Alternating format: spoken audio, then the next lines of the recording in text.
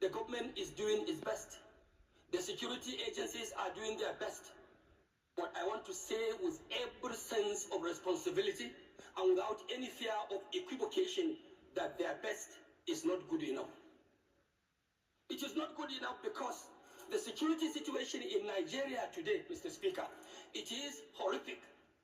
Mr. Speaker, our security situation is tragic. Mr. Speaker, the security situation, especially in the north where I come from, is devastating. Mr. Speaker, our situation in Nigeria today in the area of security is unspeakable. It's unspeakable because our people are left ravaged in serious tension, fear, and desperation, all because we are lacking and reneging in our institutional and collective responsibility as a government. Mr. Speaker, the fact remains the same, and like every one of you here would say, that the responsibility of every democratic or elected government, even military governments, Mr. Speaker, fundamental responsibility of government is the security of lives and property of its own people. Mr. Speaker, what we have today is like a failed security. What we have today, in my opinion and in my views, Mr. Speaker, is like for me to quote in the words of the popular Bob Marley in his own song in those days in the 80s, where he was saying, war in the north, war in the west, war in the east, and war down south. Mr. Speaker, today, Nigeria is operating under a complete war against humanity. And this House must not only continue to chant slogans, move motions, take contributions from members. We must have to step up and rise up to the expectation of our own people. And that expectation must be beyond making pronouncement on the floor. Mr. Speaker, we have to step our institutional mandate. We have to step our institutional commitment and determination to protect the lives of the vulnerable people. Mr. Speaker, you rightly said in your remarks that you were in Kebbi State. As God may have it, Mr. Speaker, I went to Kebbi with you. I saw how the governor of Kebbi, who is the chief security officer of the state, speaking to the delegation of this honorable house in nostalgia, Mr. Speaker, with a very heavy heart. At a point, I would not miss to say, I will not be mistaken to say that I saw the governor weeping in the heart. This will be the same situation everywhere you go, in the south or in the north or in the east or down in the west. Mr. Speaker, our governors are not only overwhelmed, it's like they cannot even do it. The responsibility of security, Mr. Speaker, of course, by the constitutional provisions, it is a sole responsibility, more of a sole responsibility to the center. I agree with whoever may say, of course, governors in the subnationals are also accountable and they must be held responsible for the security of lives and properties of their people. Mr. Speaker, I want to say that in virtually all of our constituencies, given the opportunity, everyone here can rise to tell you the account of what is happening. Mr. Speaker, it is not religious. Mr. Speaker, it is not even political. This fight and this menace of insecurity in Nigeria is something that does not have any identification of one's party or one's religion or one's tribe whatsoever. It is a calculated attempt to demoralize Nigerian state. And if care is not taken, Mr. Speaker, even for those of us who take politics more seriously, we'll have a very big question to answer at the end, because it is like this unnecessary insecurity going on. This is a high level of conspiracy targeting our political processes. As we're approaching 2027, Mr. Speaker, we will all be expected to have a peaceful conduct of our polls. How do you have that if our communities, local communities, are plunged into crisis, into banditry, into kidnappings in the churches, in the mosque, even down in the oil-producing area, which is our economic live wire?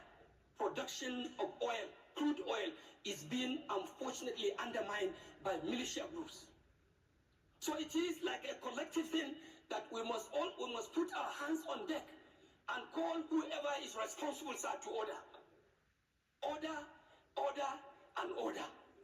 And this House must not take for granted that we are not part of the government. If the government is wanting, this institution of the legislature is a component of the government itself. We have to look inward to ourselves and see what more of oversight functions, like some members have said, are we going to make? Are we going to provide? Mr. Speaker, we can even declare legislative emergency. Close the house, shut it off. Who are you legislating for? What laws are you making when the country is running in blood? The country is running in blood and tears. You cannot go, the farmers cannot go to farm. Our traders cannot go to market. Worshippers cannot go to mosque, cannot go to churches. Then what are you legislating here? Mr. Speaker, if the government is not prepared to actually do the right thing that will protect the lives and property of our people, I urge on you, I urge on this honorable house, as a house of the people of Nigeria, to stand up to pay the supreme cost. And that is no more than to shut this house down and to call an emergency on any legislative issue and wait until the right thing is taken by the government of the day. Mr. Speaker, I also want to believe we are equally responsible.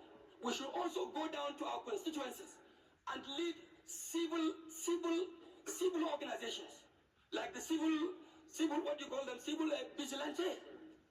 Let's go and reorganize our vigilante groups. We take commands and take charges of such civil organizations to see how we can salvage and protect our country, Nigeria. What is happening today, Mr. Speaker, is not just to call for mere security or an average performance of security agencies. What we expect of Nigerian government, no more, no less, my Speaker, is to have absolute security. It's for us to have absolute safety. Mr. Speaker, Nigeria must have absolute protection of the lives and property of our people. This is my take, Mr. Speaker.